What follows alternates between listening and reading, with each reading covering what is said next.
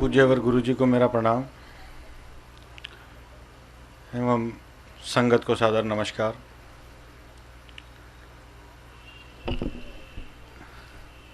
बड़े परम सौभाग्य की बात है कि आज हम सब लोग यहाँ गुरु जी के चरणों में एकत्रित हुए और गुरु जी की संगत करने का, गुरु जी के चरणों में बैठ के आपको सत्संग, अपने अनुभव बताने का मौका मिला। मैं शुरुआत करूँगा 2005 जुलाई के फंक्शन से।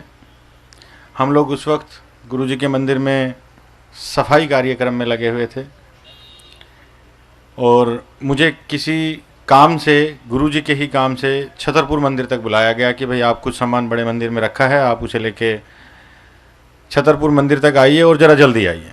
जब तक मैं अंदर से निकल के आऊँ तब तक उन अंकल का दोबारा फ़ोन आ गया कि आप ज़रा जल्दी करें।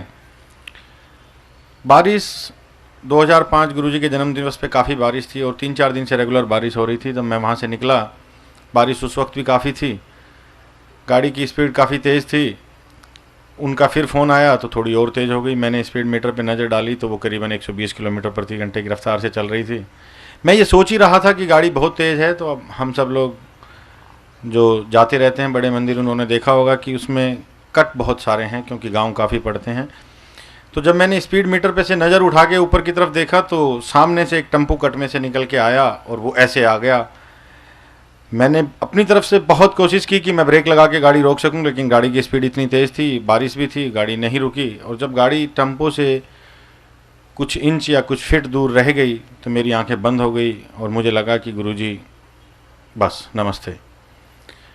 और जब मेरी कुछ क्षणों के बाद आंख खुली तो मैं उस टेम्पो के इस तरफ ऐसे खड़ा हुआ था। मुझे नहीं पता गुरुजी ने वो गाड़ी नीचे से निकाली, गुरुजी ने वो गाड़ी ऊपर से निकाली। आगे जगह नहीं थी, आगे दीवार थी, पीछे बीच में वो खड़ा हुआ था, इस तरफ पटरी थी, तो मैं कहीं से जा ही नहीं सकता था। मैं वहाँ से निकला, मैंने जिन अंकल को सामान देना था उनको सामान दिया। जब मैंने सामान दिया तो मैंने उनको कहा यार मेरा एक एक्सीडेंट होते होते बच गया। उन्होंने कहा चल चल आगे चलो, यहाँ ऐसा कुछ नहीं होता। मुझे बड़ा अजीब सा भी लगा। मैं फिर वापस मंदिर गया, मैंने वहाँ सब लोगों को दिखाया, मैंने गाड़ी भी देखी, कहीं कुछ नहीं था। लेकिन मन में कुछ ना कुछ इफेंट बट था। 7 जुलाई का फंक्शन हो गया, उसके बाद गुरुजी ने पहला फंक्शन गुरु पूर्णिमासी का किया। वहाँ पे नीलम शर्मा आई हुई थी, मैं सीढ़ियों में बैठा हुआ था, गुरुजी अपने स्टेज पे बैठे हुए थे साथ में।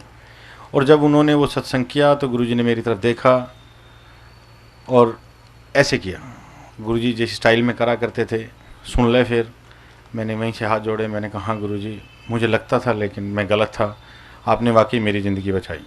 गुरुजी हमें मिले, इसमें हमारा अपना कोई योगदान नहीं है, इसमें सिर्फ़ और सिर्फ गुरुजी की ब्लेसिंग है, सिर्फ़ और सिर्फ गुरुजी का प्रसाद है, सिर्फ गुरुजी का आशीर्वाद है कि उन्होंने हमें इस लायक समझा कि उन्होंने हमें अपने पास बुलाया, अपने चरणों में बिठाया और वो सब चीज़ जिसके लिए देवता तरसते हैं हमें मुहैया कराई।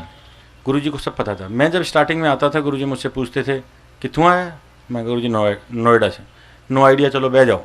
और वाकई उस वक्त कोई आइडिया नहीं था, सिर्फ गुरुजी ने बुलाया, गुरुजी ने अपनी चरनी लगाया, इसलिए चलते थे, घर से मत्था टेकते थे, लंगर करते थे, घर चले। कोई आइडिया नहीं था कहाँ आए हैं, शिव जी के पास आए हैं, बस गुरुजी के पास आए हैं, गुरुजी को माथा टेका और चल दिए।